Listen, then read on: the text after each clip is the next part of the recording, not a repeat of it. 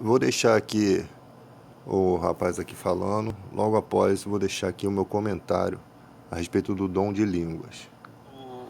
Dos dons espirituais dentro da igreja pentecostal hoje.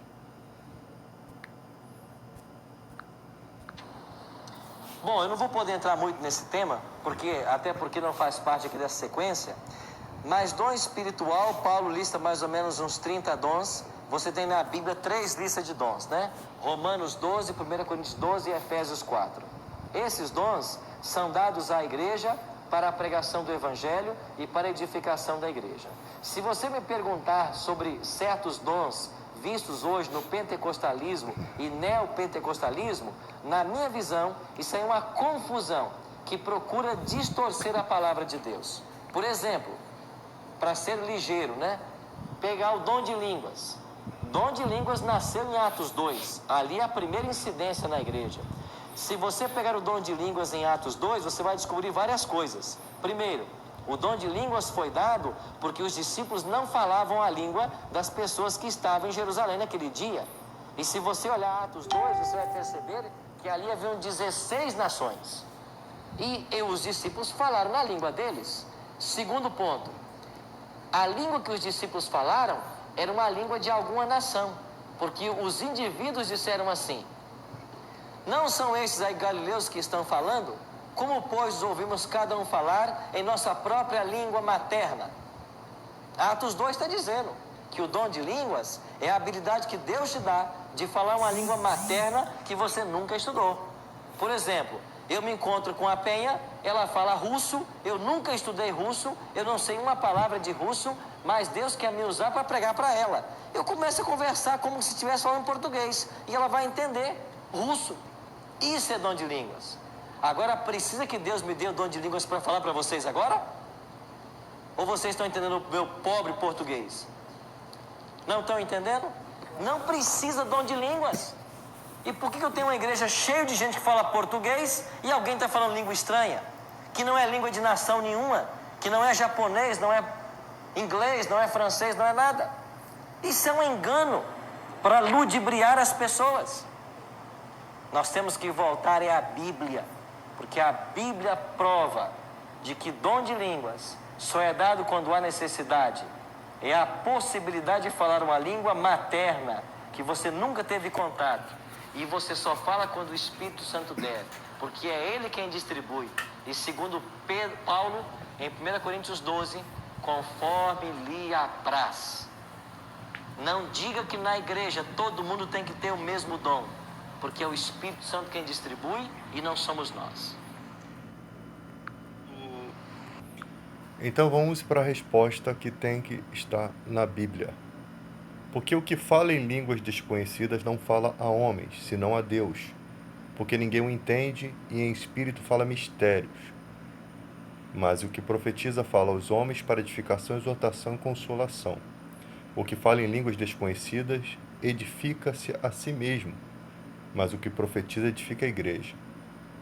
Eu quero que todos vós faleis em línguas, mas muito mais que profetizeis, porque o que profetiza é maior do que o que fala em línguas, a não ser que também interprete, para que a igreja receba a edificação.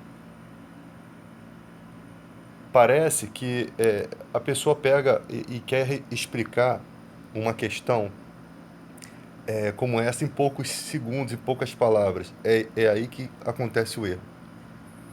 Quando os discípulos recebem a mensagem em línguas, quando aqueles cristãos começam a falar em línguas e o povo entende sua própria língua materna, dá a se entender que o próprio Espírito Santo estava abrindo o entendimento dos ouvintes para que pudesse captar a mensagem.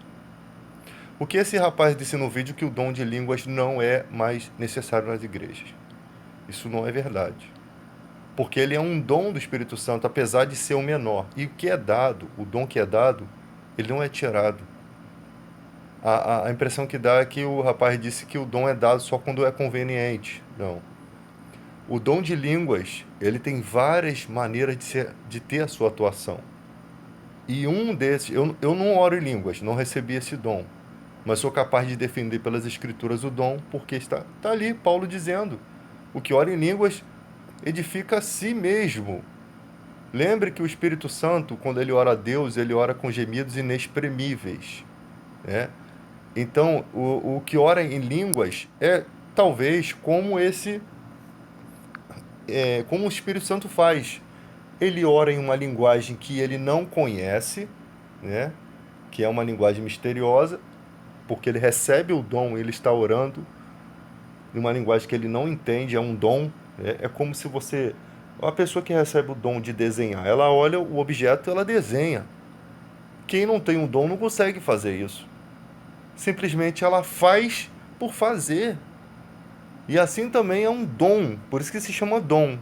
Algo que você adquire vindo de Deus, um atributo de Deus. Então você edifica o seu espírito, e é muito importante edificar o seu espírito. Se eu falar que o dom de línguas não tem espaço na igreja, ou que ele não é necessário, é uma mentira, porque nós precisamos edificar o nosso espírito. Seria bom que todos tivessem o dom de línguas. Entendeu? Porque o que fala em línguas desconhecidas não fala aos homens, senão a Deus. Ninguém o entende, e em espírito fala mistérios. Mas o dom de línguas, ele pode ser interpretado. Quem ora em línguas, ele só tá pensando nele. Ele precisa orar a Deus para também ter o dom de interpretar. Se você pega uma pessoa que ora em línguas autêntica, você pega uma pessoa que tem o dom de interpretar, ou de repente a própria pessoa, ela vai estar interpretando os mistérios de Deus. Ela está orando numa dimensão que o homem não compreende. Tipo aquela visão de Paulo que viu coisas inefáveis. Não dava para explicar as coisas, porque são inefáveis. As coisas que ele viu, não existem objetos aqui na Terra para simbolizar aquilo. Nas visões de João, se tentava usar como simbologia pedras preciosas da terra, porque não há, é incomparável, o que o olho nunca viu. Não tem como você descrever uma coisa, a não ser você dar um esclarecimento simples, comparando a beleza de um diamante, mais ou menos como aquilo que você viu, mas não vai chegar àquela representação exata. Então, é exatamente isso que acontece. O evangelho é muito simples, mas as pessoas fazem um rodeio. O dom de línguas é necessário, porque do contrário, se você diz que não é, todas as pessoas que oram em línguas são mentirosas. E a própria Escritura Sagrada seria uma mentira. Porque Paulo está falando aqui sobre o dom de línguas. Ele está falando até que tem um dom de interpretar essas línguas. Como que vocês podem dizer que não há o dom de línguas? Como? Eu sei que as igrejas, muitas pessoas não oram em línguas, eu sei que esse movimento neopentecostal, muita gente emocionalmente segue, mas o dom não pode ser tirado. Porque se você prega contra, você está fazendo o trabalho do diabo. Como é que Deus, se você não, como é que Deus vai dar o dom de língua? Imagina, se as igrejas pararem de aceitar o dom de língua, aí Deus dá o dom a uma pessoa, essa pessoa vai ser desprezada pela igreja, porque foi ensinado que o dom de língua não existe. Nós temos que crer em toda a Bíblia, nós temos que crer nos dons espirituais. Não é porque estão fazendo bagunça com os dons espirituais que nós não vamos crer. Porque senão, se você não edifica o teu espírito, você não evolui. Se Deus quer te dar esse dom, é por algum motivo pessoal dele, não sei, por alguma necessidade. Vamos supor, você é um cara que viveu como Paulo, por exemplo. Paulo foi um cara que perseguiu a igreja, um cara que deu seu voto para a morte de Estevão. Né? Posso dizer que Paulo foi um assassino de cristão. E Deus concedeu ele que ele orasse mais em língua do que os outros. Deus concedeu grandes dons, mas ele sofreu também por tudo. Tanto que quando ele fica cego, que Deus envia Ananias para curar, Ananias questiona Deus: Senhor, esse daí é o que perseguia a igreja. Ele vai carregar as marcas de Cristo, ele vai sofrer pelo evangelho. Pode deixar ele na minha mão. Pode deixar ele comigo. Não que Deus seja vingativo, não que Deus estava preparando maldade, não é isso. É porque Ananias não sabia o quanto aquele homem ia pagar pela causa do evangelho, não pelas coisas que ele fez, não, tá, gente? Porque o pecado é perdoado. Mas na mão de Deus ele ia sofrer também. mas Deus ia ser o seu consolador, Deus ia estar com ele, a ponto do cara dizer: o que me afastará do amor de Deus? É? Talvez, olha só, aqui em questões que a gente não entende. Por que que Jesus profetiza que Pedro seria crucificado? Por que que Jesus, sabe? Por que que Deus quis que Paulo padecesse pelo evangelho? Talvez fosse questões pessoais. Pedro foi o único discípulo, foi o discípulo que traiu a Jesus, que negou a Jesus em face, foi o único que fez isso. Então, ele ia glorificar a Deus com a sua morte, a crucificação. São questões pessoais que às vezes é um desejo do ser humano e Deus cumpre. Deus faz. Paulo, ele pensa: eu não mereço ser cristão. Ele sempre fala isso: eu não mereço ser apóstolo, eu sou o menor. Mas quando você se sente assim, você quer mudar as circunstâncias. E esse sentimento, onde abundou o pecado, superabundou a graça de Deus. Aonde Paulo errou no passado, ele vai guerrear para frente, ele vai, sabe, não vai limpar o histórico dele, mas você já não consegue mais ver Paulo como um assassino, como um perseguidor da igreja, porque ele está muito além. O que ele fez, o que ele sofreu, está muito além. Deus deu um novo significado de vida para ele, ele vai muito além. Então, os dons de línguas são necessários, porque são dons. Se você arrancar isso da Bíblia, é como se você estivesse arrancando um pedaço de Deus. Deus quer dar o dom de línguas, Deus quer que as pessoas se edifiquem. Eu não posso criar uma pregação de neutralizar isso, por eu não entender, ou por eu ver o movimento neopentecostal usando isso de forma errada. Porque usam também os dons de profecia de forma errada. Profetizam qualquer coisa. Usam vários dons, não é só o de língua, não. Usam o dom da pregação da palavra, que é o dom também de profetizar, porque ninguém pode dizer Senhor Jesus se não for pelo Espírito Santo, como a Bíblia diz: como crerão se não há quem pregue, e como pregarão se não forem enviados? Os enviados de Deus falam as palavras de Deus, somos embaixadores de Cristo, como se o próprio Deus rogasse por nós. Então são dons, o dom da pregação, o dom não da retórica, mas de pregar de uma maneira que as pessoas conseguem perceber que vem de Deus aquilo. Dons você não tinha antes, você recebeu. E tem gente que não prega de forma errada, que inverte os valores da igreja para bens materiais, que não segue a doutrina de Balaão e Coré, invertendo questões espirituais, misturando com questões financeiras. Então, os dons são modificados pelo ser humano corrupto. Aí por isso eu vou falar: não, a palavra de Deus não tem que ser pregada, porque não tem lógica. Então o cara tenta explicar o dom de línguas em alguns minutos, por isso que comete erros. Pega um pedaço da Bíblia. Há um tempo atrás o cara estava pregando: não que o inferno não existe, o cara é cristão. O inferno não existe porque Deus não ia ser tão mal, tá? Mas eu não posso tirar isso do Apocalipse. Diz que lá haverá choro e ranger de dentes. Os que não estão escritos no livro da vida sofrerão de dia e de noite para todo sempre. Eu não sei, como o Caio Fábio diz, eu não sei como Deus expressa aquilo. Eles já dizem que o inferno não vai ser eterno, que Deus não vai fazer a pessoa sofrer, ele vai destruir no lago de fogo e enxofre tudo aquilo, tá? Beleza, vamos partir dessa hipótese. Porque Deus é amor, não ia deixar a pessoa sofrendo eternamente. Mas vamos partir dessa hipótese. O não existir na eternidade já é um castigo. Por quê? Porque se Deus tinha a vida eterna para te dar, e nessa vida eterna estariam lá no céu os seus netos, os seus filhos, toda a representação de uma vida, o não existir também vai ser um sofrimento, porque você não vai existir. É o inferno. É uma eternidade também, o não existir, ou seja, você um dia existiu, você um dia experimentou as coisas boas da vida e também as ruins, mas você experimentou a vida, você teve filhos, você teve sentimentos, e você não mais vai existir enquanto aqueles que passaram pelo mesmo processo vão existir numa vida eterna. E você virou nada. O Chico Anísio, ele disse: eu não tenho medo de morrer, eu tenho medo de não ver mais os meus netos.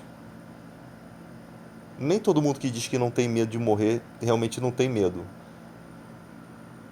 Ele tinha medo, sim, da morte. Sim, todos temos. E tinha medo do esquecimento. Tinha medo de nunca mais poder retornar a uma vida em que as coisas boas que ele viveu fossem trazidas de volta para ele. Posso traduzir assim. Está bem óbvio, está bem nítido. Todo ser humano tem esse medo. Mas quando você tem Jesus Cristo, se ele tivesse conhecido Jesus Cristo, não haveria esse medo. Haveria a certeza de que a maldita morte, essa prostituta levada que se chama morte, não poderia lhe deter, porque você vai ressuscitar com Cristo. É isso que o diabo não quer que as pessoas entendam. Satanás cega os entendimentos dos incrédulos para que não enxergue a luz que é em Cristo. Não quer que a humanidade enxergue a eternidade. Não quer que a humanidade pense jamais na possibilidade de uma nova vida, de uma vida eterna, de uma vida onde o diabo não vai existir, onde a maldade não vai existir. E é isso que Jesus vem propondo. Ele não morreu para você ir para a igreja buscar casa e carro, não. Ele não morreu por isso, não. Isso é pouca coisa. Ele morreu pelas coisas inefáveis que Paulo viu lá no céu. Uma linguagem diferente, coisas que o olho nunca viu, coisas que nunca entrou no pensamento ou no coração humano. Ele morreu por isso, para que você um dia estivesse lá e ele estivesse contigo. E você fizesse parte da família dele. Foi por isso que Jesus morreu. Você tem uma biblioteca cheia de livros. Você pode queimar tudo e deixar só a Bíblia. Não que os livros não sejam coisas boas, conhecimentos de séculos para a sua vida, mas se você ficasse só com a Bíblia, você teria mais conhecimento, o conhecimento mais importante da sua vida. É isso que eu estou querendo argumentar aqui. Não que você vai tacar fogo nos seus livros, é só uma metáfora. A Bíblia é a coisa mais importante, que o mal cega as pessoas com o pecado, com as atrações da vida, com as coisas, e a sua própria carne luta contra o próprio Deus, o seu próprio espírito guerreia contra o Espírito Santo, contra a presença de Deus. O mal que está dentro de nós, que foi concebido quando Adão peca, ele luta contra o bem. Ele luta contra o bem. Ele luta para ficar nos prazeres da carne, que são as coisas palpáveis da vida, enquanto os valores espirituais são negados. Então ele cega o entendimento dos incrédulos, para que não enxergue a luz que é em Cristo. Ele não quer que você tenha paz. Ele não quer, ele guarda armado, ele é valente. Satanás é valente, guarda armado as suas propriedades. Está escrito. O demônio sai e entra, traz 7 espíritos piores, o estado do homem se torna pior do que o primeiro. Ou seja, o homem está evoluindo para a maldade, o homem está evoluindo para o pecado. Enquanto quem é de Deus, ainda que o corpo se envelheça, o espírito se renova a cada dia, o homem não, ele está se destruindo a cada dia. Um abismo chama outro abismo. Ele não está se renovando. Ele não está ganhando paz. Ele não está ganhando entendimento de Deus, ele está ganhando maldade. Maldade sobre maldade, veneno sobre veneno. É veneno na sua saúde, é o cigarro, é a bebida. Enquanto os cristãos estão sendo libertos de tudo isso, eles estão sendo envenenados. E o diabo tentando de alguma forma matar a vida deles, mesmo que seja aos poucos, mesmo que seja a longo prazo. E o ser humano não vai entendendo isso. E ele vai vivendo com a sua soberba, com o seu orgulho. E ele acha, ele tem a sua ideologia de vida, ele quer uma ideologia para viver, como diz Cazuza. Ele vai em busca daquela ideologia. Ele vai se orgulhando da vida que tem. E Deus vai ficando cada vez mais para trás. E o diabo está ali cegando ele. E não enxerga a luz que é em Cristo, que seria tão bom para a vida dele. A única solução é como se você estivesse sonhando quando você está com sede, que você vai em todas as torneiras, até mesmo de um palácio, e você bebe água, e aquela água nunca mata a sua sede. Porque a única água capaz de matar a sua sede só Jesus tem.